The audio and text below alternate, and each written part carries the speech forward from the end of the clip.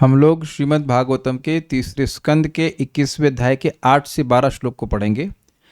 आपने 7वें में ये बात सुनी थी, ततः समाधि युक्तेना क्रिया योगेन कर्दमः संप्रपेदे हरिम भक्त्या प्रपन्ना वरदाशुषम। ब्रह्मा जी ने कर्दम ऋषि को कहा कि आप संतान की वृद्धि कीजिए।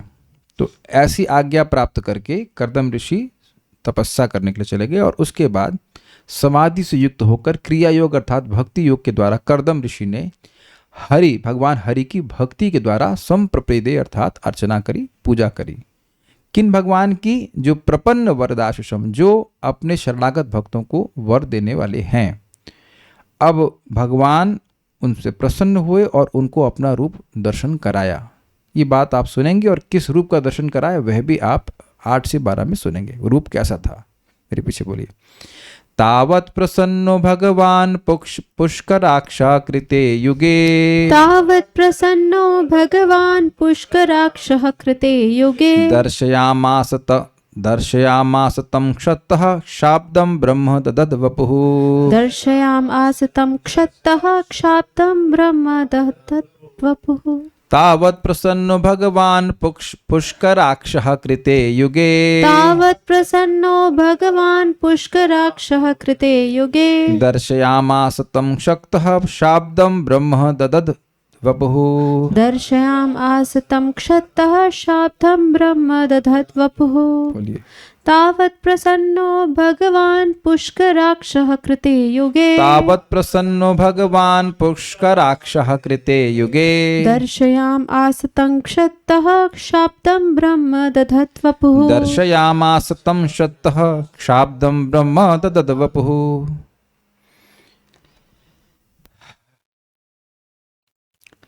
तब सतयुग में, क्यों सतयुग? क्योंकि शुरुआत है स्वयंभू मनु, उसके बाद उनके बाद इनके कुछ पुत्र आदि हैं। तब सतयुग में कमल नयन पूर्ण पुरुषोत्तम भगवान ने प्रसन्न होकर कर्दम मुनि को अपने दिव्य रूप का दर्शन कराया, जिसे वेदों के माध्यम से ही जाना जा सकता है। क्या मतलब है? भगवान अधोक्षज हैं, हमारी इंद्रियों के परे हैं, तो वेद हमें वह ज्ञान भी देता है जो हमारे इंद्रियों के परे है। तो वेदेश सर्वेर अहम एव वेद्यः, वेद के द्वारा मैं ही जानने योग्य हूँ। भगवान इस बात को समझाते हैं भगवद गीता में। तो यहाँ पे बता रहे हैं कि वेद के मार्ग का अनुसरण किए बिना कोई व्यक्ति भगवान को नहीं जान सकता। ये कहते हैं भगवान हमारी इंद्रियों के परे हैं, इसलिए वेद का जो एक श्लोक है, यस्य देवे परा भक्तिर यथा देवे तथा गुरौ तस्य ही कथित अर्थ प्रकाशन्ति महात्मना। जिन महात्माओं का भगवान में और वैसी ही पराभक्ति गुरु में होती है, तो उन्हीं के हृदय में शास्त्र का सारा अर्थ प्रकाशित हो जाता है। तो शास्त्र का अर्थ क्या है? सार क्या है? कृष्ण भगवान है और कृष्ण की भक्ति करना है, जीव भगवान का अंश है, उनकी सेवा करना है। ये सारे अर्थ उसके हृदय में प्रकाशित हो जाते हैं। तो ये वेद का ही वचन है और इसको अगर कोई पालन नहीं करता तो भगवान को नहीं समझ पाता। एक हम और बात वेद के अनुगत्य में सुनते हैं, पद्म पुराण का श्लोक है, अतः श्री कृष्ण नामादि न भवेद ग्राह्यम इंद्रिय सेवोन्मुखे ही जीवादौ स्वयमेव स्फुरतः। भगवान क्योंकि दिव्य हैं इसलिए उनको जड़ इंद्रियां ग्रहण नहीं कर सकती, ना ही मन। लेकिन जब जीव से भगवान की सेवा करने के लिए उन्मुख हुआ जाता है, अर्थात जब कोई जीव चाहता है कि मेरी जीव पर भगवान का नाम आए, हरे कृष्णा कृष्णा कृष्णा हरे हरे, हरे राम राम राम हरे हरे, तो मेरी जीव से भगवान का नाम टकराए और मेरी जीव से भगवान का प्रसाद टकराए मतलब समझे, जीव से बाहर आए नाम और जीव के अंदर जाए प्रसाद, तब भगवान अपने आप को प्रकट करेंगे। तब कहेंगे आए, अरे इस दुनिया में तो आप बुद्धि से किसी को समझते हैं, जी हाँ, लेकिन भगवान को आप जीव से समझेंगे और कोई भी जीव से ही समझेगा। तो ये वेद ने यानी कि पद्म पुराण में ये बात बताई गई है, यानी कि ये इसका जो अनुसरण करेगा वो भगवान उसको सामने प्रकट होंगे। तो जो वेद की बात नहीं सुनेगा वह मालूम ही नहीं कर सकता भगवान के हैं, भगवान कौन है। भाई वेद माता है, कृष्ण पिता है, तो जैसे माता की बात सुनकर ही मालूम चलता है कि पिता कौन है, उसी प्रकार से वेद के द्वारा ही मालूम चलता है कि भगवान कौन है। समझ में आई बात? ये बात कहते हैं। तो ऐसे वपु को भगवान ने प्रकट किया नहीं तो लोग आपको बोलेंगे कि हमारे संग 15 दिन आप बोरी पहनिए और आपको भगवान का दर्शन करा देंगे, ये बताएंगे नहीं कि भगवान है कौन। यस, उसको गुरु जी ने सीक्रेट रखने के लिए कहा है। और हमारे गुरु जी, मतलब हमारे सबके गुरु जी इस्कॉन में सबसे पहले बोलते हैं कृष्ण भगवान है, इनका ये सुंदर स्वरूप है इत्यादि। अन्वय शतः अर्थात हे विदुर जी, तावत तब, तावत में तब, उस तपस्या से यानी उस कर्दम जी की तपस्या से प्रसन्न होकर कृते युगे सतयुग के प्रारंभ में पुष्कराक्षः, पुष्कर मतलब कमल, कमल नयन भगवान, और अक्ष मतलब होता है नयन, कमल नयन भगवान श्री हरि ने शाब्दम ब्रह्म, जिसे वेदों के माध्यम से ही जाना जा सकता है, वपु ऐसे शरीर को ददतथ प्रकट करते हुए तम दर्शया मासा, उन्हें दर्शन दिया। देखिए, शरीर को स्वीकार करके नहीं, शरीर को प्रकट करके, मैनिफेस्ट करके। अब कल एक भक्त पूछ रहे थे मैनिफेस्ट का मतलब क्या होता है। मैनिफेस्ट मतलब प्रकट होना, अभिव्यक्त होना, सामने आना। जैसे कल सुबह सूर्य पैदा होगा, है ना तनिष्क प्रभु, उनको माइक दीजिए, ये भी कहाँ बचेंगे। हाँ, तो कल सुबह का 6:30 बजे सूर्य का बर्थडे है ना। नहीं, क्यों, सूर्य उगेगा कि नहीं उगेगा, उसका बीज आएगा, बीज से सूर्य उगेगा। वो तो पहले से ही है। हाँ, आप समझ में आ गया, सूर्य तो पहले से ही है, लेकिन आपके सामने प्रकट होता है कि नहीं, उसी को कहते हैं मैनिफेस्ट होना। तो भगवान का स्वरूप शाश्वत है और वेदों के द्वारा जाना जाता है, लेकिन भगवान ने वह स्वरूप प्रकट किया। ठीक है, ददत मतलब प्रकट किया।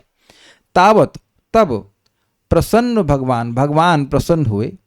कौन से भगवान, पुष्कराक्षा, कमल नयन अर्थात भगवान विष्णु, और कृतयुगे अर्थात सतयुग में दर्शया मासा तम, तम मतलब उन कर्दम ऋषि को वह अपना दर्शन कराए। शतः मतलब विदुर जी के लिए संबोधन, हे विदुर जी ऐसा हुआ। कैसा स्वरूप, तो कहते हैं शाब्दम ब्रह्म ददत वपु। शाब्दम ब्रह्म का एक और अर्थ है सच्चिदानंदमय स्वरूप। तो भगवान ने अपना सच्चिदानंदमय स्वरूप को प्रकट किया कर्दम ऋषि के सामने। देखिए, एक बात ध्यान रखिएगा कि हर बार भगवान प्रकट करते हैं, भक्त देखते नहीं है।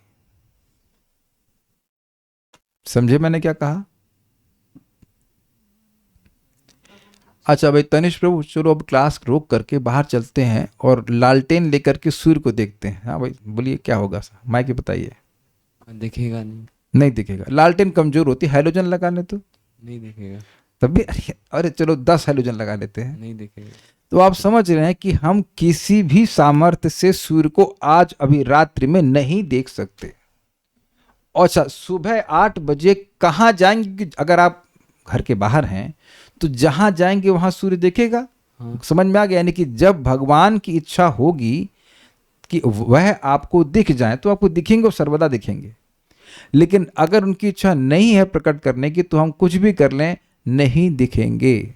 समझ में आ गई बात। यहां भी आपने स्पष्ट देखा कि भगवान जब प्रसन्न हुए उनकी तपस्या से तो खुद अपने आप को दिखा दिए। तो इसी प्रकार से भगवान आपकी तपस्या से जब प्रसन्न होंगे तब आपको दिखाएंगे। तो प्रश्न होगा कब प्रसन्न होंगे, जब प्रसन्न होंगे जब हो जाएंगे तो प्रकट कर देंगे। इसलिए कोई टाइम फ्रेम नहीं कि कब होंगे, ऐसा नहीं है कि कभी भी नहीं होंगे, लेकिन वो अंदर ही बैठे हुए हैं। और all are efforts to do something for Krishna is appreciated by him. जो भी प्रयास अब भगवान को प्रसन्न करने के लिए कर रहे हैं, तो ऐसा नहीं कि भगवान नोट नहीं कर रहे हैं। देखिए, ये तो बहुत ज़्यादा हुआ।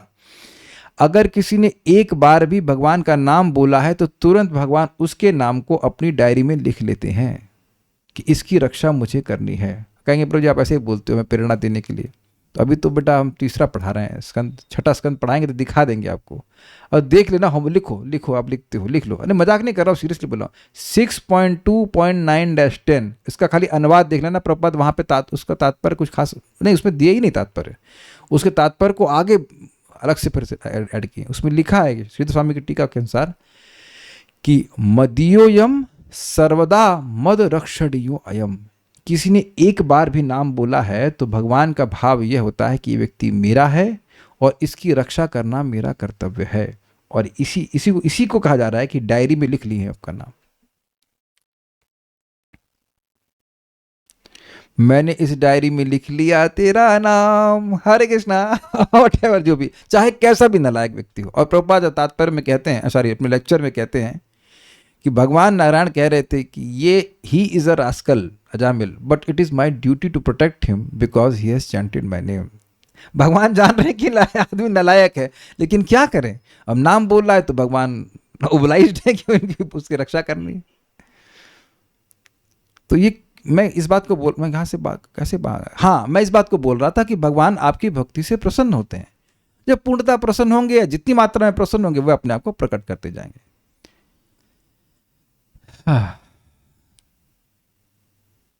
श्लोक नंबर एक बार फिर से बता दीजिए, 6.2.9-10।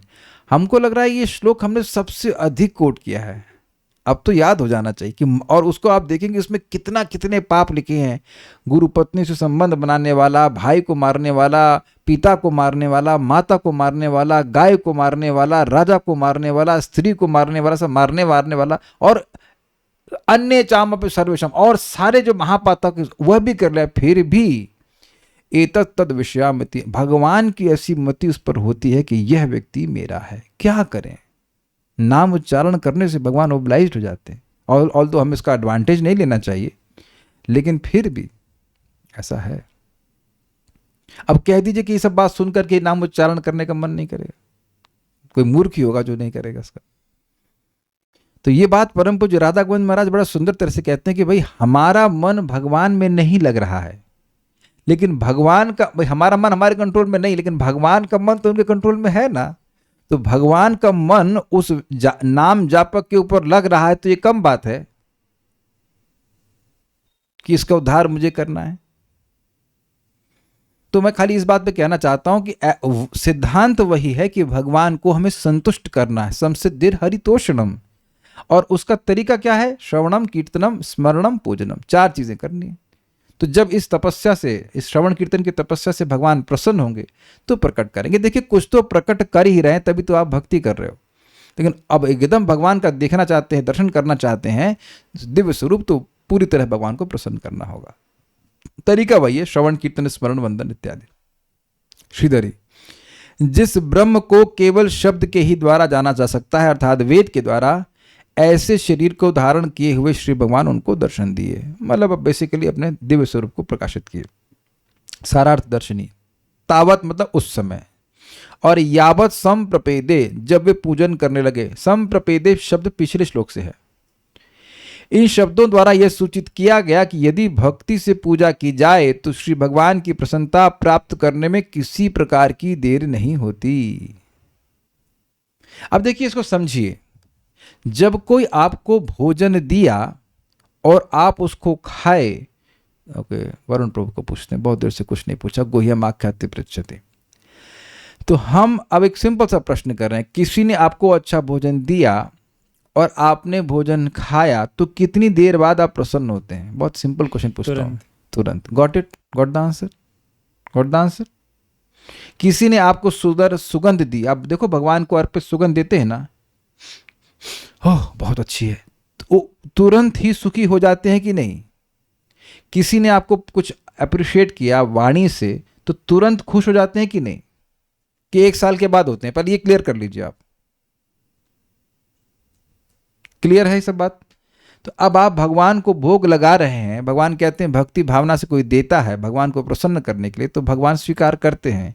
तो स्वीकार करने के बाद प्रसन्नता कितने साल के बाद होगी? भगवान ने आपका भोजन स्वीकार किया तो उसके बाद प्रसन्न कितनी देर बाद होंगे?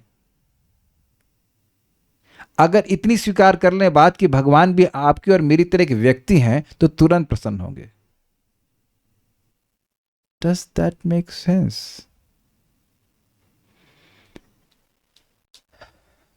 इनको दीजिए। जब आपको रसमलाई मिलती है, अरे हाँ भाई, तो समझ में आएगा ना, हाँ, तो कितनी देर बाद प्रसन्न होते हैं आप? नहीं समझ में आ रहा तो समझा रहे हैं, बताइए। हाँ बताइए। पाने के बाद। पाने के कितनी देर बाद? मतलब एक साल के बाद, 6 महीने के बाद? नहीं, तुरंत प्रसन्न होते हैं। तो आप एक व्यक्ति हैं, भगवान क्या है? ब्रह्म ज्योति। भगवान एक व्यक्ति है कि नहीं? यही बात मैं आपको समझाने का प्रयास कर रहा हूँ। Every time you here about Krishna, Krishna is pleased, ये मैं खाली समझाने का प्रयास कर रहा हूँ। आप नाम उच्चारण करते हैं, जितनी बार आप भक्ति करते हैं तो भगवान उससे प्रसन्न हो रहे हैं। Does that make sense? और जब भगवान प्रसन्न हो रहे हैं तो उससे हमारी आध्यात्मिक प्रगति हो रही है उत्तरोत्तर। इजी। तो मैं ये यहां पे बता रहे हैं कि एक बार अगर कोई व्यक्ति भक्ति करना शुरू करता है तो भगवान की प्रसन्नता प्राप्त करने में देर नहीं लगती है। I hope you got the point. Okay.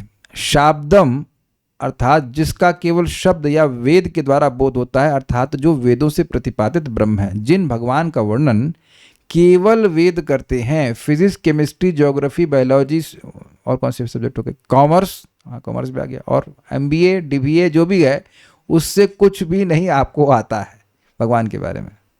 नहीं आता ना? क्लियर, स्वीकार है? ये बात कह रहे हैं। ये बड़ी इंटरेस्टिंग है। एक भक्त हमको दिख रहे हैं, पूछे, वो 24 साल के थे, तो हम पूछे कि पढ़ाई हो गई है? कहते हाँ पढ़ाई पूरी हो गई। पढ़ाई पूरी हो गई है। तो हमने कहा पढ़ाई का मतलब?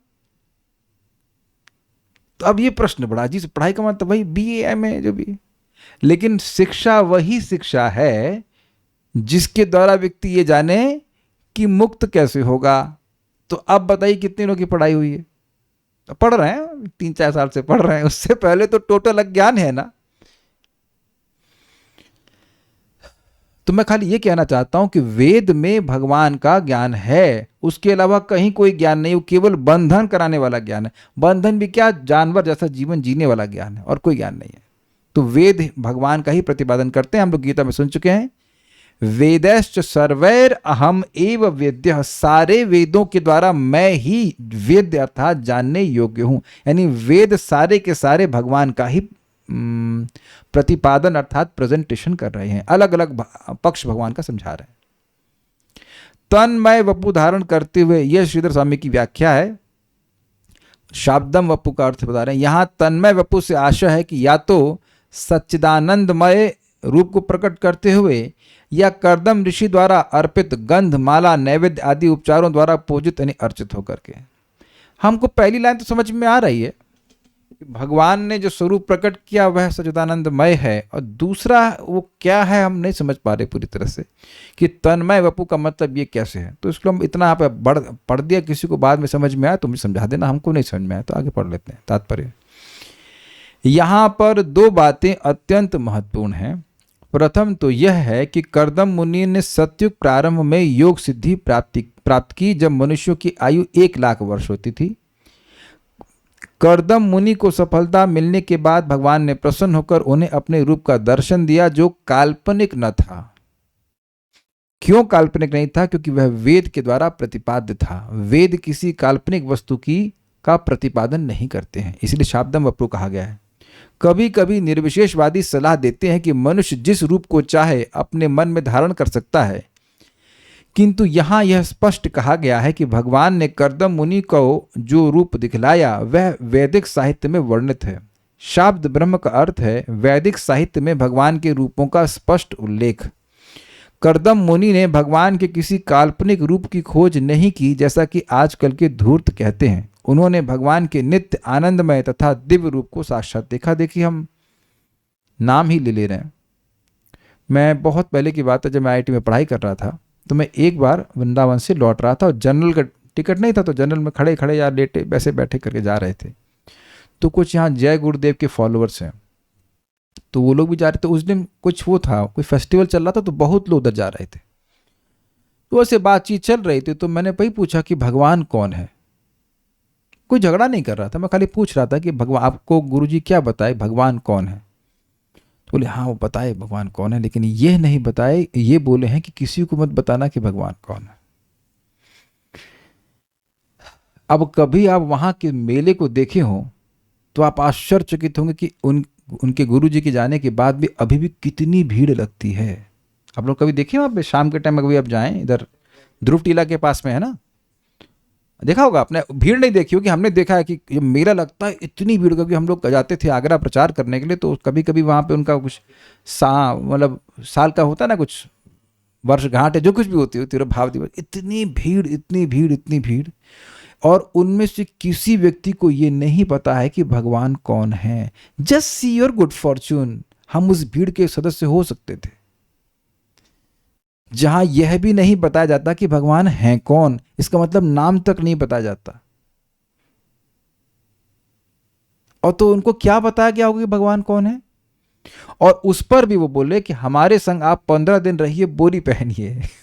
पूरी बोरी, बोरी वो टाट की बोरी होती है जैसे आप गेहूं, हाँ गेहूं नहीं, खादी वाली नहीं भैया, वो गेहूं वाली बोरी पहनिए, तो उससे आपको 15 दिन में भगवान की प्राप्ति हो जाएगी। और वो ऐसा नहीं था कि ऐसे मजाक कर रहे हो, दे वर सीरियस कि हाँ 15 दिन में आपको, वो भी कलयुग में 15 दिन में आपको भगवान की प्राप्ति हो जाएगी। तो मैं कुछ बोला नहीं, लेकिन मैं बस मन में सोच रहा था तुम यही नहीं बताए हो कि भगवान कौन है, तुम किसी को भी दिखा दो, कहोगे यही भगवान है। और लाखों में होंगी इनके फॉलोअर्स की, मतलब इतना तो लगता है कि लाखों में होंगी। कितना बड़ा व्यवस्था बना के चल रहे हैं वो लोग। एक भी चेले को नहीं पता कि भगवान कौन है, भगवान का नाम तक नहीं पता है। सिद्धि की तो बात छोड़ दीजिए, जिस स्थान का आप नाम भी नहीं जानते वहां पहुंचेंगे कैसे? और वो भी कहां? मथुरा में। सोचिए, मथुरा में होते हुए भी लोग इस प्रकार के अज्ञान में हैं, क्योंकि गुरु जी इस प्रकार के, गुरु जी कभी बताया नहीं, वो कुछ सिद्धि प्रकट कर दी, बस उसे वो सोचते हैं कि या तो गुरु को ही भगवान मान लेते हैं या जो भी है। तो ये शास्त्र से सुनना बहुत जरूरी। एक बार न्यूज़पेपर, सब जानते हैं इस बात को, हम फिर रिपीट करेंगे। प्रभुपाद जी से किसी ने पूछा भगवान कैसे लगते हैं, तो प्रभुपाद जी ब्रह्म संहिता से कोट कर रहे थे, वराह पीडम ना वेणु कड़ंतम अरविंद दलायताक्षम इत्यादि। तो बोलिए तो आप ब्रह्म संहिता से बोल रहे हैं। तो प्रभुपाद बोले तो क्या न्यूज़पेपर से बोलूं? तो क्या भगवान का वर्णन आप न्यूज़पेपर में सुनते हैं? तो एकदम स्पष्ट है कि भगवान के बारे में आप कहां से सुनते हैं? श्रीमद् भागवतम से, भगवत गीता से, ब्रह्म संहिता से, प्रामाणिक ग्रंथों के द्वारा ही भगवान की बात समझ में आती है, अन्यथा भगवान को नहीं जानते। इस जगत के बड़े बड़े साइंटिस्ट भी ये नहीं बता सकते हैं कि भगवान कौन है, सृष्टिकर्ता कौन है। यहां तक कि वो ये देख भी लेते हैं कि there is an intelligent design, और intelligent design means intelligent designer, है ना। लेकिन वह यह नहीं जान सकते कि वो डिजाइनर है कौन, बल्कि उनको ये बड़ा आश्चर्य लगता है कि एक व्यक्ति सब कुछ डिजाइन कर दिया, ये वे स्वीकार नहीं कर सकते। तो ये शास्त्र से मालूम चलता है। तो भगवान कैसे थे उनका वर्णन यहां पे हो रहा है। संतम विरज का सतम विरज मरकाभम सित पद्मोत्पलस्रजम, सतं विरजमर्काभं सितपद्मोत्पलस्रजं, स्निग्धनीलालकव्राता वक्त्राब्जं विरजोम्बरम, स्निग्धनीलालकव्राता वक्त्राब्जं विरजोम्बरं। बोलिए।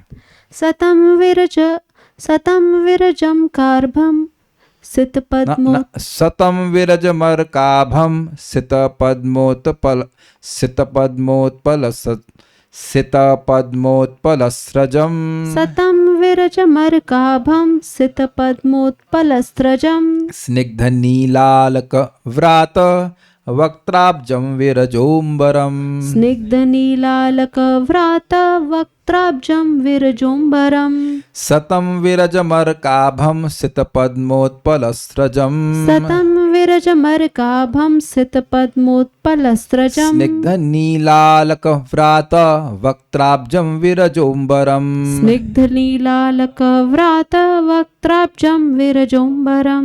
बोलिए। सतं विरजमर्काभं सितपद्मोत्पलस्रजं, सतं विरजमर्काभं सितपद्मोत्पलस्रजं, स्निग्धनीलालकव्रात वक्त्राब्जं विरजोम्बरं, स्निग्धनीलालकव्राता वक्त्राब्जं विरजोम्बरम। भगवान का वर्णन है, तो कभी कोई दिखाए तो मैच कर लेना। कर्दम मुनि ने भौतिक कलमश से रहित सूर्य के समान तेजमय श्वेत कमलों तथा कुमुदनियों की माला पहने श्री भगवान के नित्य रूप का दर्शन किया। भगवान ने निर्मल पीला रेशमी वस्त्र धारण कर रखा था और उनका मुख कमल घुंघराले नीले चिकने बालों के गुच्छों से सुशोभित था। एक बात इंटरेस्टिंग होगी ना, जब मैं भागवतम शुरुआत में पढ़ता था तो लगता था ये क्यों आ गया फिर से भगवान के रूप का वर्णन, और उसके बाद प्रार्थना भी आ जाती थी। एक बात समझ में आ रही है कि जिन जिन भक्तों ने भगवान को देखा है वो इसी रूप में देखा है। अगर आप लोगों में से किसी को भी याद हो, बहुत मुश्किल होगा याद होना, कि दूसरे स्कंद में जब ब्रह्मा जी भगवान को देखे थे तो ऐसे ही दिखे थे। तो ब्रह्मा जी की तपस्या कितनी पहले पूर्ण हुई, और स्वयं भू मनु, उसके बाद कर्दम मुनि, ये सब कितना बाद में आए, और फिर जब भगवान को देखे तो उसी रूप में देखे, जब गजेंद्र देखेंगे तो इसी रूप में देखेंगे। तो उससे क्या स्पष्ट समझ में आ रहा है, भगवान का रूप शाश्वत है। जैसे हमारे पिताजी जिस सूर्य को देखे उसी सूर्य को आप देखेंगे, मैं देखूंगा, और हमारे आगे भी जो लोग पैदा होंगे, वह भी सूर्य को उसी रूप में देखेंगे जिस रूप में हमारे पूर्वज या पूर्वजों के पूर्वज या पूर्वजों के पूर्वज देख पाए हैं। कुछ समझे कि मैं क्या कहना चाहता हूं। बार बार इन श्लोकों का वर्णन क्यों हो रहा है, जिसमें भगवान के स्वरूप का वर्णन हो रहा है। भगवान की शाश्वतता यस, भगवान की शाश्वतता को स्थापित करने के लिए कि हर बार किसी भक्त ने नए रूप को नहीं देखा है। सबसे पहले हम लोग प्रथम स्कंद में अगर भगवान विष्णु के दर्शन की बात करें तो किसने देखा? नारद जी ने देखा। उससे पहले व्यासदेव जी ने भी देखा, भगवान कृष्ण को देखा, लेकिन नारद जी ने देखा चतुर्भुज रूप में। फिर दूसरे स्कंद में ब्रह्मा जी ने देखा। ऐसे तो भगवान कृष्ण को पांडव लोग देख रहे हैं, लेकिन मैं बात कर रहा हूं भगवान विष्णु जब अवतरित हो रहे हैं, मैं उसकी बात कर रहा हूं भगवान स्वरूप में। और आगे दशम स्कंद में जितने भी भक्तों ने, दक्ष भी देखेंगे आगे, जितनी बार भक्त भगवान विष्णु को देखेंगे तो इसी रूप में देखेंगे, और बार बार ये बात आ रही है। यानी अगर कोई, या ध्रुव महाराज भी देखेंगे तो फिर वही रिपीटेशन आएगा। तो इससे बात एकदम क्लियर समझ में आ रही है कि भगवान का रूप शाश्वत है, वो हर बार कोई नए रूप में नहीं आते हैं। Is it sinking in? हम लोग 4 कुमारों ने भी भगवान को देखा, तो वहां भी पीतांबर पहने हुए हैं, करधनी लगाए हुए हैं, ये सब चीजें अब रिपीट हो रहे हैं। इसका प्रयोजन है, देखिए एक ही बात एक बार में समझ में नहीं आती है। एक ही बात को जब कई बार रिपीट करते हैं तो जिनकी कलयुग की बुद्धि है, हमारे जैसे लोगों की, उनको समझ में आता है बात। ये दिमाग में जो हमारे घुस गया है कि कृष्ण भगवान है, उसके पीछे कितनी बार रिपीटेशन हुआ है? क्या कोई बता सकता है कि कृष्ण भगवान है आपने कितनी बार सुना है अब तक? मेरा प्रश्न समझे आप लोग? अब तक के भक्ति के जीवन में आप कितनी बार सुन चुके हैं कि कृष्ण भगवान है, कृष्ण भगवान है, कृष्ण भगवान है, कृष्ण भगवान है? इसलिए मान लिए हैं कि कृष्ण भगवान है। नहीं तो ऐसे भी लोग हैं जो ये मान के बैठे हुए हैं कि ब्रह्म है और ब्रह्म से बहुत सारे भगवान निकल रहे हैं, दुर्गा जी को सब बराबर हैं, दुर्गा जी, ब्रह्मा जी, सब वो बराबर करने वाले वही हो गए। सबको बराबर कर, उनके सबके बाप है ना वो, सब बराबर कर दिए उन्होंने। हमारा एक आईआईटी में स्टूडेंट था, मतलब मित्र था, उसने मुझे हारमोनियम सिखाया था। उसकी भावना थी, भाई हम सबको निष्पक्ष रूप से देखते हैं, हम समग्रता में देखते हैं। अगर तुम बित्ता भर के जीवात्मा, समग्रता में भगवान को देखोगे तुम? ऐसे हिंदी बोल, समग्रता में हम देखते हैं, वो टोटलिटी में देखते हैं। समग्रता मतलब टोटलिटी में देख रहे, सबको बराबर, ब्रह्मा जी, कृष्ण। और उसको नाम बोलने में बड़ी चिल्लर मस्ती थी। मैं उसको बोलता कि मैं हरे कृष्ण मंत्र गा के सुनाता, तो मैंने कहा तुम बजाओ, तो वो बजा तो देगा लेकिन मुख से नाम नहीं बोलेगा। ऐसा पता नहीं क्यों उसको द्वेष था भगवान का नाम बोलने से। या एक बार बोला भी तो बोला मैं कृष्ण कृष्ण कृष्ण बोला, लेकिन हरे कृष्ण मंत्र नहीं बोला। हमने कहा काहे हरे कृष्ण मंत्र नहीं बोले? है नहीं, कुछ पिछले जन्म का पाप है। अभी हम लोग सिखाएंगे आपको, भक्ति रसायन सिंधु में लिखा है कि इस जीवन में कुछ भक्ति में रुचि है, वो पहले के संस्कार की वजह से है। पहले का संस्कार है, इसलिए आपको भक्ति के शास्त्रों में रुचि है। वो हल्का फुल्का जो कुछ भी हो, अब तो क्लियर है ना कि ये प्रॉपर्टी आप पिछले जन्म से इकट्ठा कर रहे हो, अब इसको बढ़ाना है भाई, इसको किसी भी हालत में खोना नहीं है। वो बढ़ाने का सिंपल तरीका है, every day chanting, every day hearing, ये बात। तो समझ रहे हैं बार बार इस बात की बारी। विरजम, विरज मतलब कलमशीन, अर्थात भौतिक गुणों के कलमश से रहित। अर्क मतलब सूर्य, यानी सूर्य के समान प्रकाशमान, सूर्य के समान आभम अर्थात प्रकाशमान। एक बात जरूर ध्यान रखिएगा कि हम क्योंकि सूर्य को देख रहे हैं, इसलिए यह बात बोली जा रही है कि सूर्य के समान प्रकाशमान। ये मत सोच लीजिएगा कि भगवान का प्रकाश केवल सूर्य के समान है। क्या प्रमाण है? भगवद गीता 11वां अध्याय, जहां पे अर्जुन कहते हैं कि यदि 1000 सूर्य है ना एक साथ प्रकट हो जाए तब भी वह इस विराट रूप की प्रकाश की तुलना नहीं कर सकते। ये शब्द है उनका, 11वें अध्याय में सुना था हमने। तो एक अंदाज देने के लिए कि जैसे सूर्य अत्यंत प्रकाशमान है, ऐसे भगवान का स्वरूप प्रकाशमान था। सित मतलब होता है श्वेत, सित पद्म उत्पल, श्वेत कमल और कुमुद। कुमुद क्या होता है? कुमुद कमल की ही वैरायटी होती है, लेकिन वाइट कलर की होती है जहां तक मैं स्मरण आ रहा है। कुमुद जो होते हैं वह रात्रि में खिलते हैं और कमल जो है वो दिन में खिलते हैं। लेकिन भगवान के पास दोनों की मालाएं थी। उनकी माला पहने, सृजम मतलब माला पहने हुए, वक्त्रब्जम, वक्त मतलब मुख कमल पर, और अब्ज मतलब कमल, अब कमल पर स्निग्ध चिकनी और नील अलक, नीली अलकों की, अलक मतलब होता है अलकावली, व्रात मतलब अधिकता वाले, मतलब गुच्छे गुच्छे, बालों के गुच्छे होते हैं ना। अब जिनके हैं वो समझ जाएं हम कुछ लटा समझते हैं, लट बोलते हैं ना, आई थिंक लट बोलते हैं। वो स्त्रियां ऐसे कुछ बाल को आगे गिरा लेती हैं, ऐसे लट ही बोलते हैं। तो भगवान के घुंघराले बाल आ रहे थे उनके मुख के ऊपर।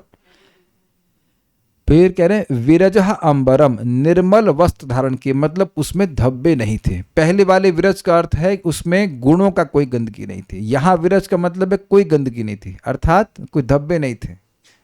ऐसे नहीं लक्ष्मी जी से कंप्लेन कर रहे कि अरे यार धोती साफ नहीं करी तो ऐसा नहीं है, प्रेस नहीं किया, ऐसा कुछ नहीं।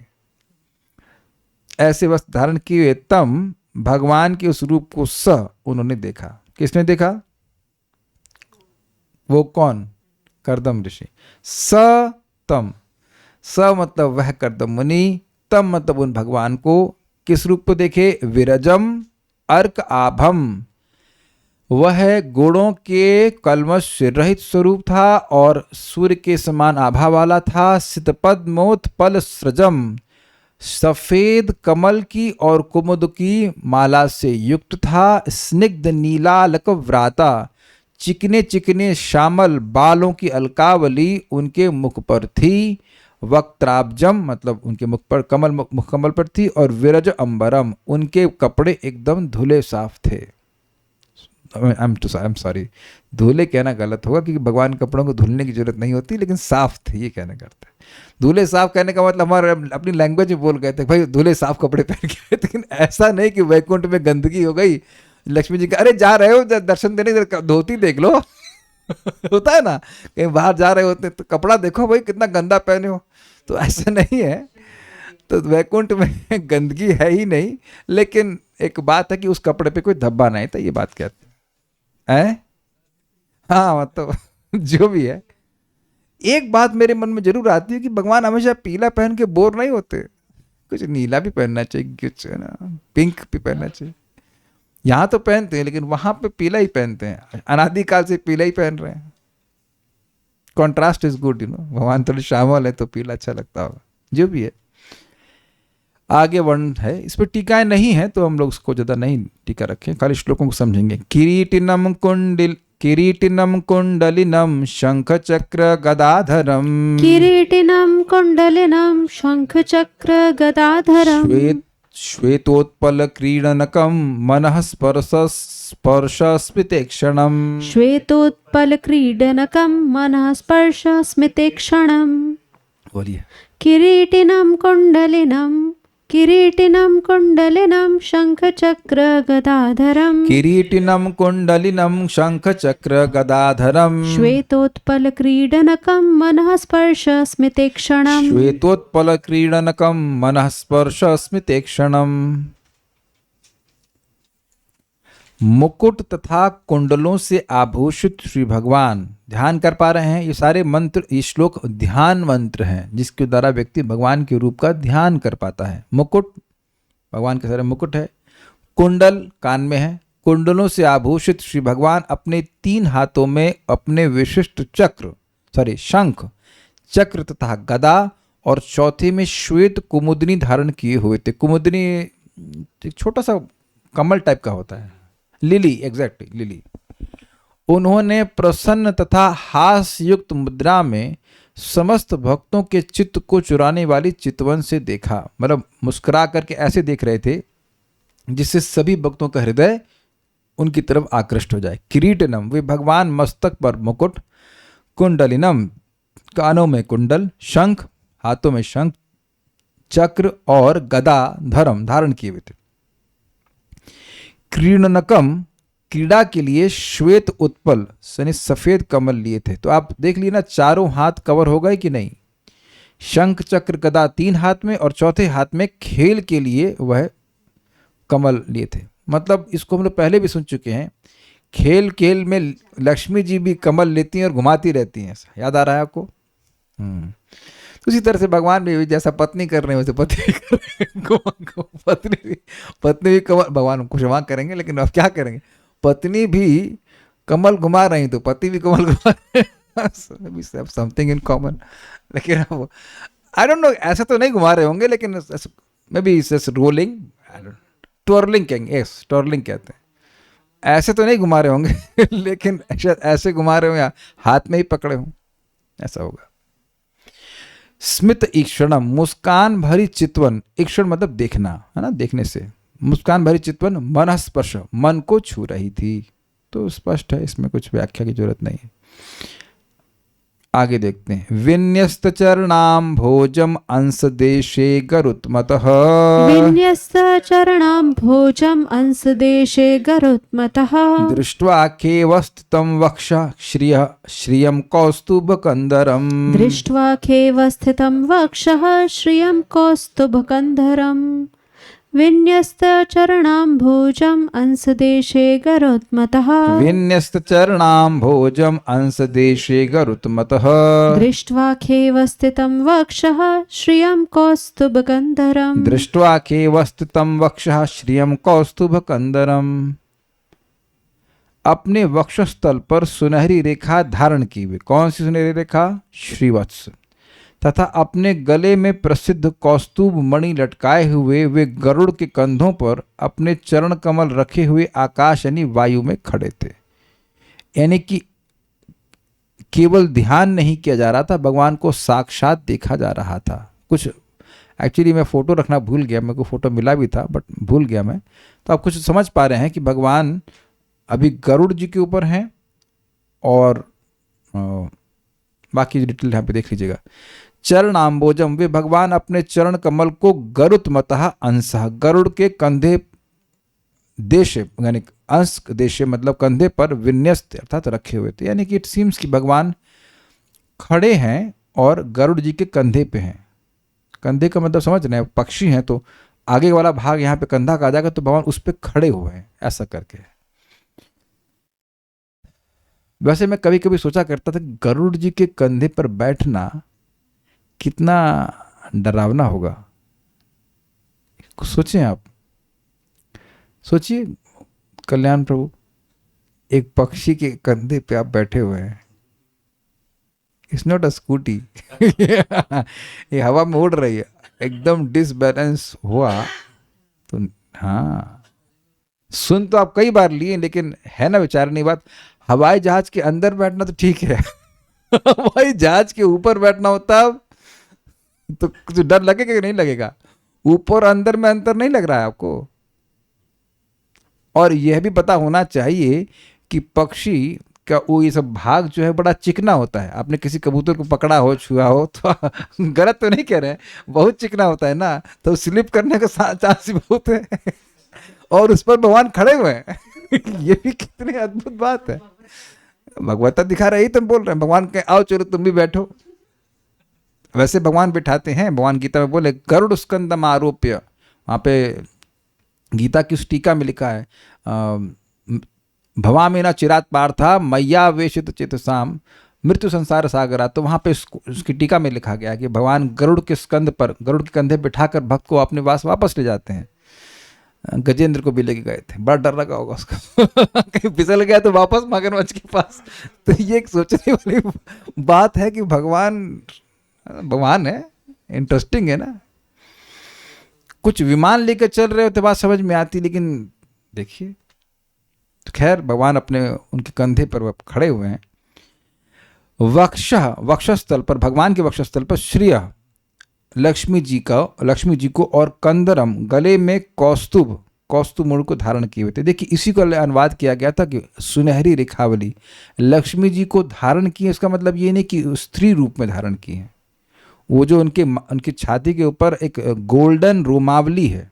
रोमावली समझते, प्रायः पुरुषों की छाती पे कुछ बाल होते हैं, तो भगवान की छाती पर वक्षस्थल पर कुछ सुनहरी बाल हैं। वो लक्ष्मी जी का ही प्रतिनिधित्व करते हैं, लक्ष्मी जी का ही रिप्रेजेंटेटिव, प्रतिनिधि हैं, ऐसे कह लेते हैं। स्थान इंगित कर रहे हैं कि लक्ष्मी जी हैं, ऐसे एक स्त्री की तरह नहीं लेके चलते हैं। और दूसरी बात है, कौस्तुभ मणि भगवान के ही गले में है और किसी विष्णु पार्षद के नहीं है। भले ही उनका रूप एग्जैक्टली भगवान जैसा दिखेगा, लेकिन उनके गले में कौस्तुभ मणि नहीं रहेगी। तब जब वैकुंठ जाएंगे तो आप देख लेना कौन भगवान है। लगेंगे बहुत सारे भगवान हैं, एक्चुअली लगेंगे, लेकिन आप चेक कर लेना कौस्तुभ मणि किसके पास है, तो वो भगवान है। खे तथा आकाश में अवस्थितम दृष्टवा, स्थित उन भगवान को देखा। विन्यस्त चरणाम्बोजम अंश देशे गरुत्मता, जिन्होंने गरुड़ जी के कंधे के प्रदेश पर अपने चरण कमलों को रखा हुआ था, अर्थात खड़े थे उसके ऊपर। दृष्टवा खे अवस्थितम, उन्होंने भगवान को आकाश में इस प्रकार अवस्थित देखा। गरुड़ जी आकाश में, उनके ऊपर भगवान खड़े हैं। वक्षः श्रियम, उनके छाती के ऊपर श्रीवस्त्र का चिन्ह है। और कौस्तुभ कंदरम, उनके कंधे पे मतलब वही कंधे से लटक रहा है कौस्तुभ मणि, ये बात कहते हैं। ये भी देखा। तात्पर्य, श्लोक 9 से 11 में भगवान के जिस दिव्य नित्य रूप का वर्णन किया गया है वह प्रामाणिक वैदिक विवरणों से है। ये विवरण निश्चय ही कर्दम मुनि की कल्पनाएं नहीं हैं।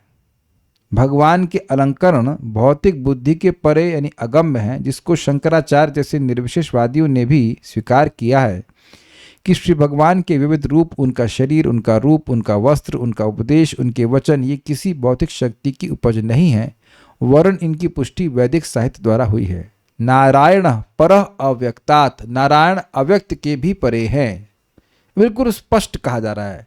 जबकि यह लोग कह रहे हैं कि अव्यक्त से नारायण आए हैं, इनके चेले मायावादी लोग, वो स्पष्ट कह रहे हैं गीता की टीका की शुरुआत में कि नारायण परः अव्यक्तात्, नारायण अव्यक्त अर्थात ब्रह्म के भी परे हैं, और उनकी सारी साजो सामग्री सब परे है।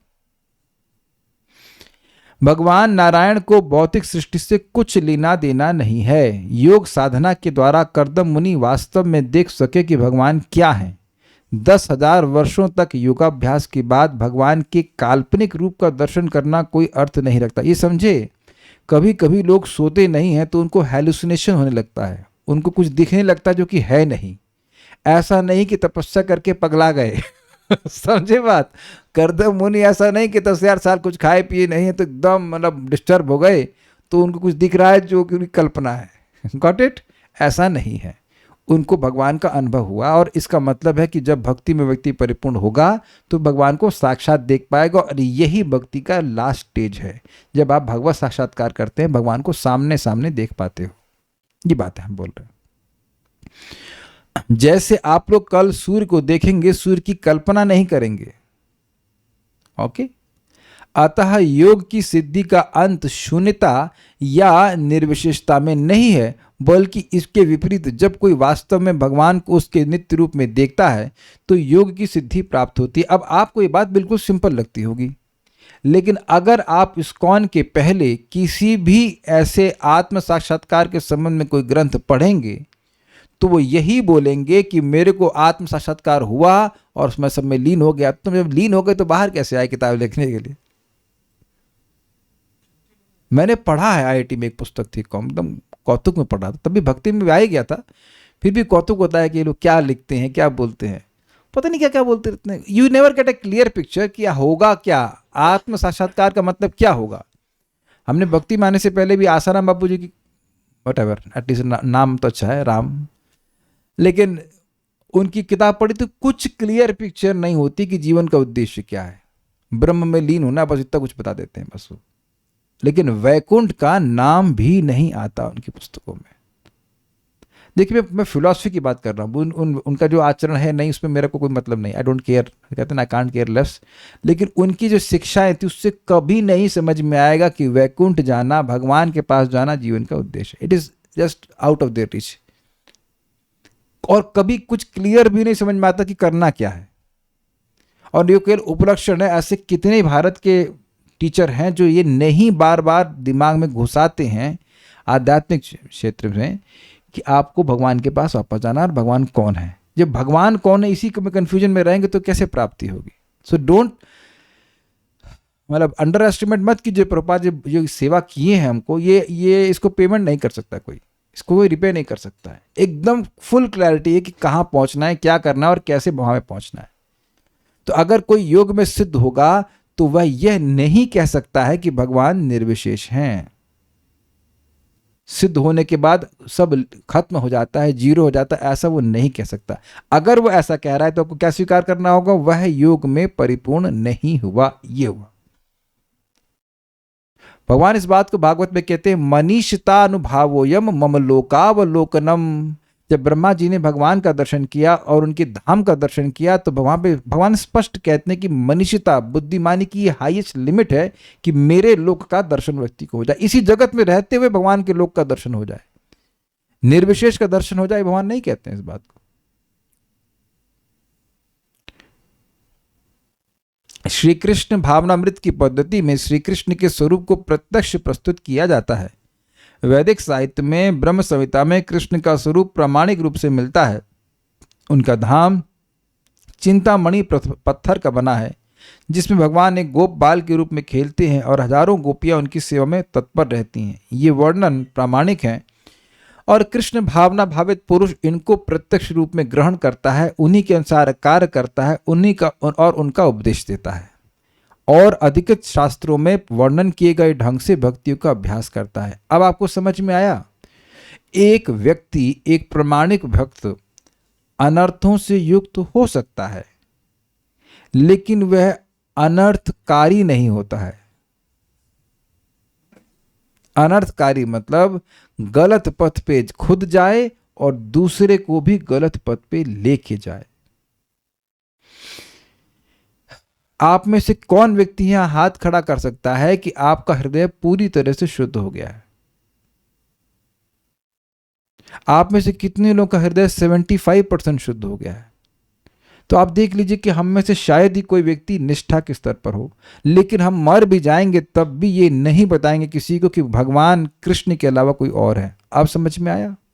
हम ये कभी नहीं कह सकते हैं कि ब्रह्म ज्योति में लीन होना जीवन का उद्देश्य है। ये हम कभी नहीं कह सकते हैं कि हम और आप भगवान बन सकते हैं।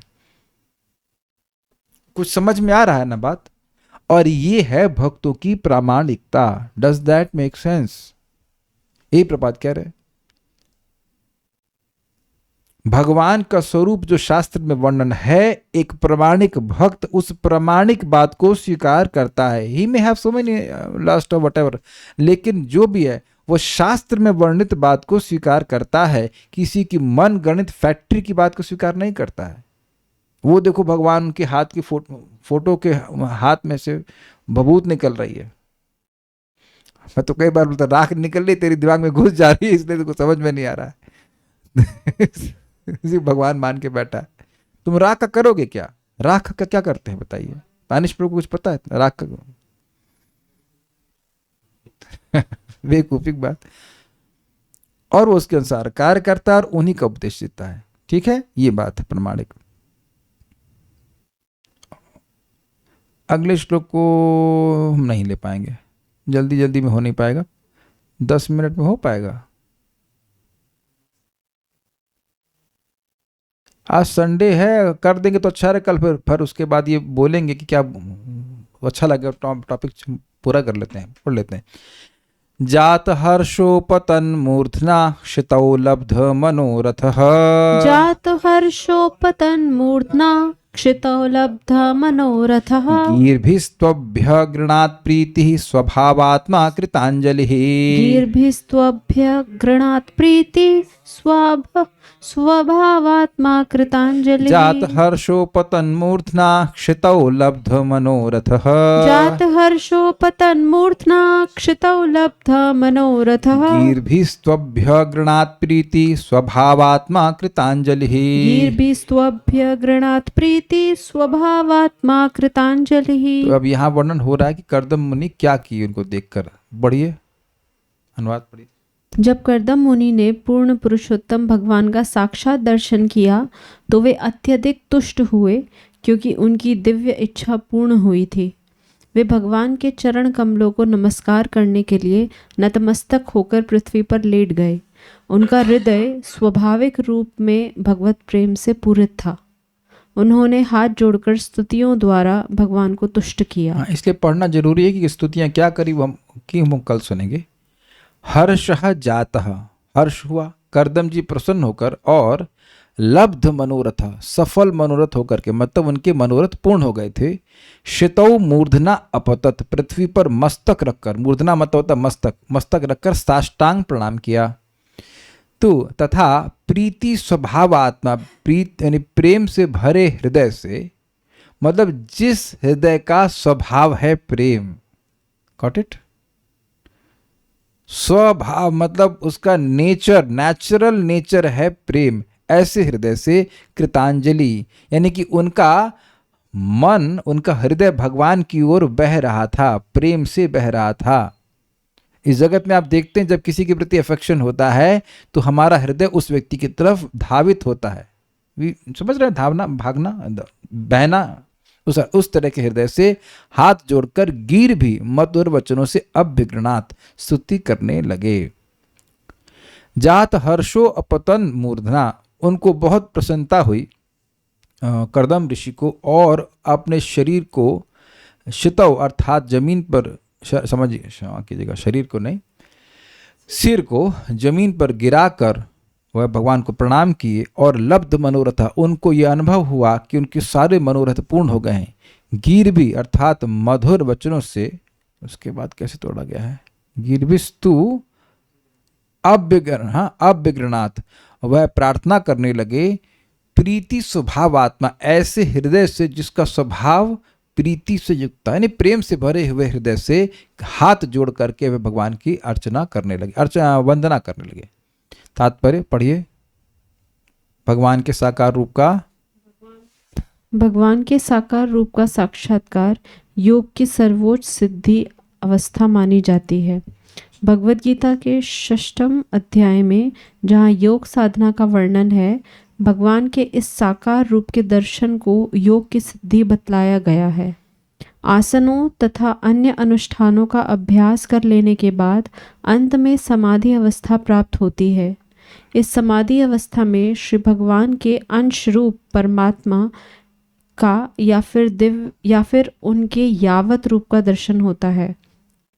प्रामाणिक योग धर्म ग्रंथों, यावत रूप क्या है भाई, इंग्लिश में क्या लिखा है? यावत रूप का दर्शन होता है, ये तो नई चीज सीख रहे हैं।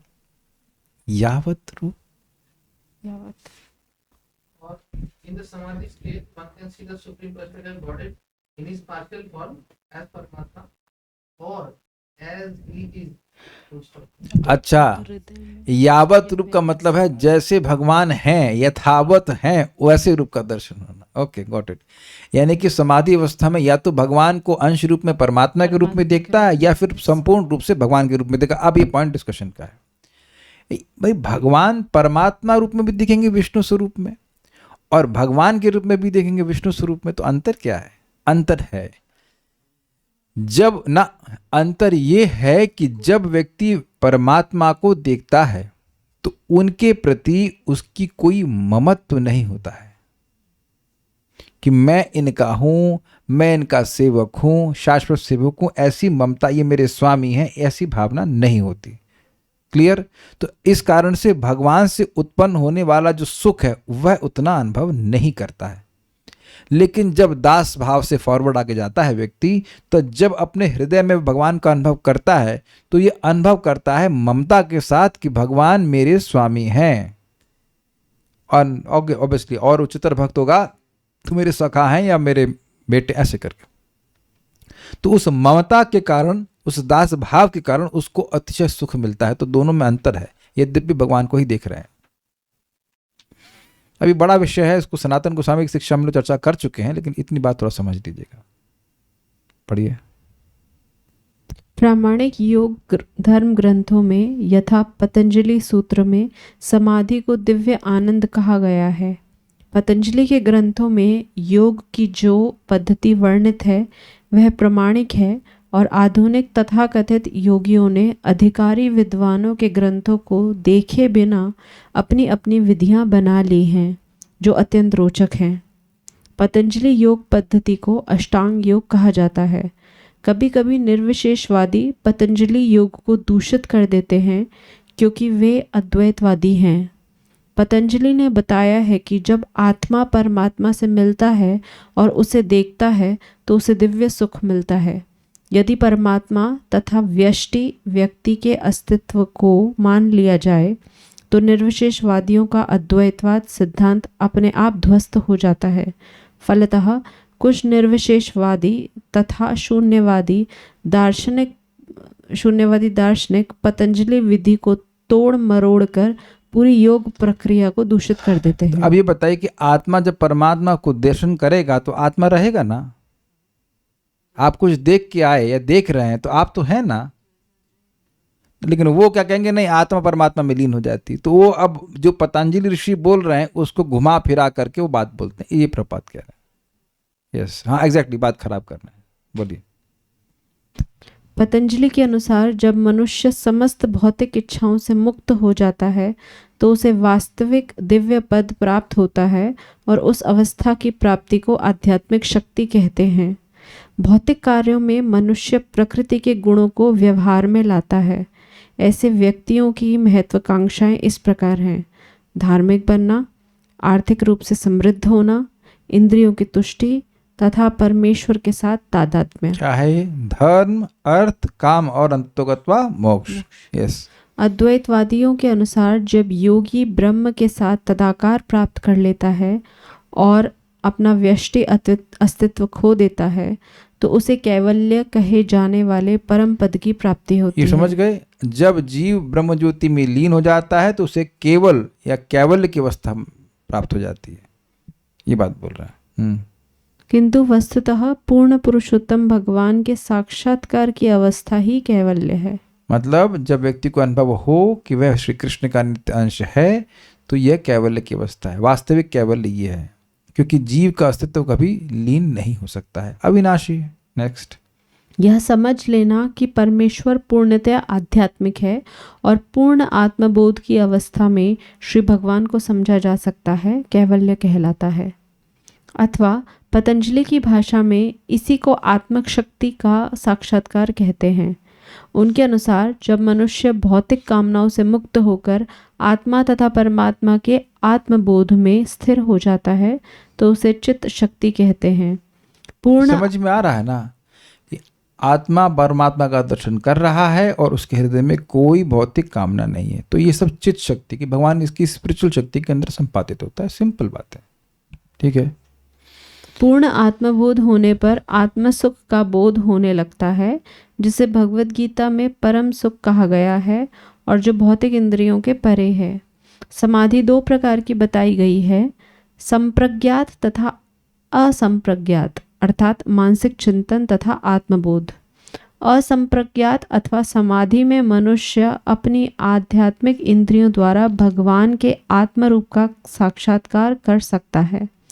आत्म साक्षात्कार का यही अनंतिम उद्देश्य है। अंतिम मतलब इसके बाद और कोई उद्देश्य नहीं रहा। ये बात बहुत सिंपल है, लैंग्वेज थोड़ी कठिन लग रही होगी। बेसिकली जब हमारी इंद्रियां पूरी तरह शुद्ध हो जाती हैं तो इंद्रियां भगवान को पकड़ने लगती हैं, ये बात कह रहे हैं। ये सिंपल सी बात। तो मतलब वहाँ कोई चिंतन करने की जरूरत नहीं कि भगवान कैसे, जैसे कि कर्दम ऋषि की इंद्रियां शुद्ध हो गई तो भगवान ने अपने आप को प्रकट कर दिया, वो देख पा रहे हैं भगवान को। सिंपल है। पतंजलि के अनुसार जब मनुष्य ईश्वर के परम रूप का निरंतर साक्षात्कार करता रहता है तो उसे सिद्धावस्था प्राप्त हो जाती है, जैसे कि कर्दम मुनि को प्राप्त हुई थी। जब तक योग पद्धति की सामान्य सिद्धावस्था के परे किसी को यह सिद्धावस्था प्राप्त नहीं हो जाती, तब तक परम साक्षात्कार नहीं होता। क्या मतलब? जब तक भगवान का अनुभव नहीं हुआ है उसे परम साक्षात्कार नहीं मिला है। बहुत इजी तात्पर्य, पढ़िए। अष्टांग योग पद्धति में 8 सिद्धियां होती हैं। इन सिद्धियों को प्राप्त करने पर मनुष्य हल्के से हल्का और भारी से भारी हो सकता है और जो भी चाहे प्राप्त कर सकता है। किंतु योग में ऐसी भौतिक सफलताएं प्राप्त कर लेना न तो सिद्धि है न परम साध्य। परम साध्य तो यहाँ पर वर्णित है कि कर्दम मुनि ने परम पुरुषोत्तम भगवान को उनके नित्य रूप में देखा। भक्ति का शुभारंभ व्यष्टि आत्मा तथा परमात्मा या श्री कृष्ण और श्री कृष्ण के भक्तों के साथ संबंध होने पर होता है और इसे प्राप्त कर लेने पर च्युत होने का कोई प्रश्न नहीं उठता। नहीं, एक बार किसी को अपना संबंध भगवान से समझ में आ गया तो वह दोबारा नहीं इस भौतिक जगत में गिरेगा। वो इतना सुखमय होगा कि कोई कारण भी नहीं होगा वापस आने का। आगे पढ़िए। यदि कोई योग पद्धति से पूर्ण पुरुषोत्तम भगवान का साक्षात दर्शन करना चाहता है किंतु उसके साथ ही वह अन्य भौतिक शक्ति प्राप्त करने की इच्छा करता है तो उसकी प्रगति रुक जाती है। ये समझा आपने कि अगर भक्ति कर रहा है और भौतिक इच्छाओं की पूर्ति में लगा तो अब उसकी भक्ति में थोड़ा अंतरास भी आ सकता है, वो रुक सकती है, तो he will waste time in that way. दिव्य आत्म सुख के बोध से भौतिक सुख का कोई वास्ता नहीं, जिसको आडंबर पूर्ण योगी प्रोत्साहन देते हैं। भक्ति योग के वास्तविक भक्त अपने जीवन निर्वाह मात्र के लिए आवश्यक भौतिक वस्तुओं को ही स्वीकार करते हैं। वे अतिशयोक्तिपूर्ण भौतिक इंद्रिय तुष्टि से सर्वथा दूर रहते हैं। एक सिंपल सी बात है कि अब आप ट्रेन में बैठे हैं तो वहाँ क्या ट्रेन के अंदर बंगला बनाएंगे? कुछ समय के लिए हैं, अब जो आवश्यक को ग्रहण कर लेते हैं, अपनी सीट अपनी बर्थ पे बैठे रहते हैं। BRTH PIRTH जो बर्थ मिल गई वहाँ पे शांति से। अच्छा एक ही बताइए, आप लोग भले ही बर्थ का सिलेक्शन कर लें लेकिन देने वाला तो कोई और होता है ना। आपके ट्रेन के बर्थ को देने वाला कोई और होता है ना। ये आप सेलेक्ट कर लेते हैं कि G1 G2 हमें मिलेगा। एग्जैक्टली, तो वह तो उनके चुनाव के हिसाब से है। तो भगवान जो देती वहाँ जाके चुपचाप बैठ जाते हैं, सो जाते हैं। नॉट वहाँ किचकिच करते हैं कि ऊपर वाला क्यों दिए नीचे। अच्छा ऊपर वाला अगर किचकिच करेंगे तो भी क्या होना है? कुछ नहीं होना। जहाँ बैठना वहीं बैठना है। प्रभुपाद बहुत सिंपल कहते हैं कि भाई देखो, आप ट्रेन में बैठो, स्पेशली मेट्रो में, 2 बुड्ढे बैठ गए आपस में झगड़ा कर रहे हैं। अरे 15 मिनट के लिए तुमको बैठना है, इतना झगड़ा क्यों कर रहे हो? तो जिस व्यक्ति की दृष्टि इटर्नल लाइफ की तरफ है तो यहाँ के झगड़ों में नहीं पड़ता, वो भगवान की भक्ति करके से वापस जाना, ये फोकस रहता है। और it helps when we hear this things again and again. बोलिए। श्री भगवान के साक्षात्कार की दिशा में प्रगति के लिए वे सभी प्रकार के कष्टों को सहने के लिए उद्यत रहते हैं। एक भक्त हमारे घर पे आए तो सोने की चैन पहने हुए थे। उम्मीद है कि केवल प्लेटेड नहीं थी, वो ओरिजिनल होगी मोटी। तो मैं बार बार सोच रहा था कि इससे क्या लाभ होगा। वो पहले मेरे स्टूडेंट रह चुके हैं, तो उससे क्या जब में टेस्ट आएगा। तो आप देख रहे हैं कि भक्ति में आने के बाद भी कम से कम मैं मान के चला 1 लाख रुपए से तो होगी, मतलब मुझे कोई आइडिया नहीं है लेकिन ज्यादा ही होगी।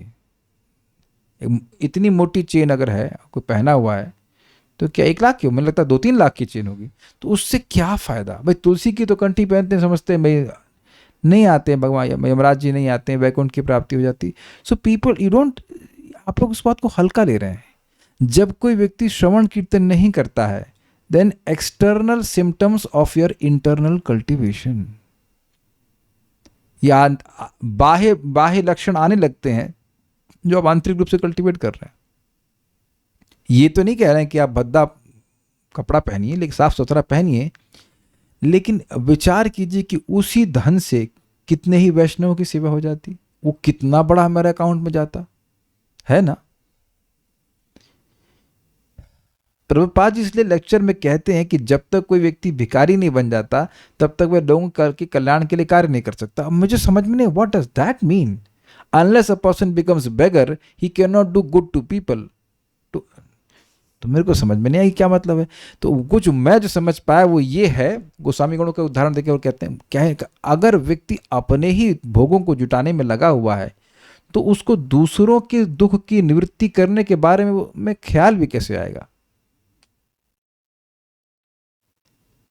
तो जितना व्यक्ति अपने संबंध को समझेगा उतना ही उसको ये अनुभव होगा कि ये भाई करना ये है कि अपने संबंध को समझें और दूसरों को हेल्प करें। कोई सुखी नहीं हो पा रहा है with all his material facilities.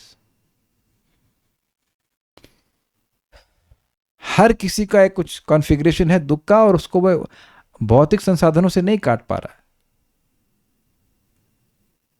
तो इसीलिए भक्त लोग इंद्रिय तृप्ति से दूर रहते हैं। करना क्या, थोड़ी देर के लिए है यहाँ पर। श्री भगवान के साक्षात्कार की दिशा में प्रगति के लिए सभी प्रकार के कष्टों को सहने के लिए उद्यत रहते हैं। मतलब जो भी कष्ट भगवान की भक्ति के लिए आता है उसको सहन करते हैं। लास्ट प्रश्न किसी का है, सतयुग में भक्ति का मतलब तपस्या होता है? नहीं, देखिए भक्ति का मतलब भक्ति ही होता है। भक्ति का मतलब क्या होता है? ऋषिकेना सर्वोपाधि विनिर्मुक्तम तत्परत्वेन निर्मलम ऋषिकेना ऋषिकेशा सेवनम भक्त रुच्यते। ये भक्ति की जो व्याख्या है ये सार्वकालिक है, ऐसा नहीं कि कलयुग में व्याख्या है। अपनी इंद्रियों के द्वारा भगवान जो इंद्रिय के स्वामी उनकी सेवा करना, उसका स्वरूप अलग हो सकता है। उस टाइम लोग समर्थ थे तो उनको तपस्या करने के लिए बोल रहे थे, लेकिन यहाँ आपने स्पष्ट देखा कि समाधि से युक्त होकर भगवान का ध्यान कर रहे हैं। ऐसा नहीं कि समाधि से युक्त होकर के वे निर्विशेष का ध्यान कर रहे हैं। तो भक्ति में, भक्ति का सार तो भगवान का स्मरण ही है ना, तो वह अलग नहीं हो जाएगा। लेकिन हाँ, उसको स्मरण करने का तरीका थोड़ा अलग हो जाएगा। बैठ के वो ध्यान कर रहे हैं। अभी हम लोग कहाँ कर सकते हैं ऐसा? हम लोग की एकमात्र शक्ति है संग, एसोसिएशन, और नहीं तो कोई शक्ति नहीं है। अभी तक सुने कि निर्विशेषवादी तपस्या करते हैं, ध्यान तपस्या एक ही है। नहीं, ऐसा नहीं है कि भक्त लोग तपस्या नहीं करते हैं, लेकिन वो व्यर्थ की तपस्या नहीं करते हैं, वह दिव्य तपस्या करते हैं।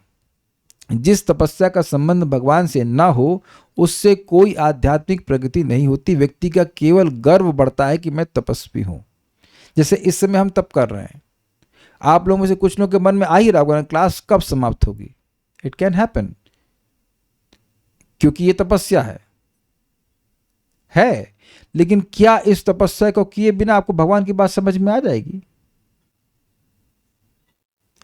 कुछ ग्रहण कर ही लोगे। जब करते हैं तो तपस्या लगती है, लेकिन जब का संबंध भगवान से है, इस कथा का संबंध भगवान से, ये बात है। प्रसाद ही ग्रहण करना भी तपस्या है, लेकिन इन तपस्याओं का संबंध भगवान से। निर्विशेषवादी कुछ भी नहीं करते, ना भगवान की बात सुनते, ना नामोच्चारण करते, ना विग्रह की सेवा करते, कुछ नहीं करते। तो वो हो सकता हो कि वो एक टाइम खा के रह जाते हो या वटेवर, लेकिन उससे भगवान प्रसन्न नहीं होते। तो तपस्या का स्पष्ट अर्थ है अपनी इंद्रियों को भगवान की सेवा में लगाना। ये है तपस्या, भक्ति ही तपस्या है। Will stop now. Srila Prabhupada की जय, श्रीमद् भागवत महापुराण की जय। निताई गौर प्रेमानंदे।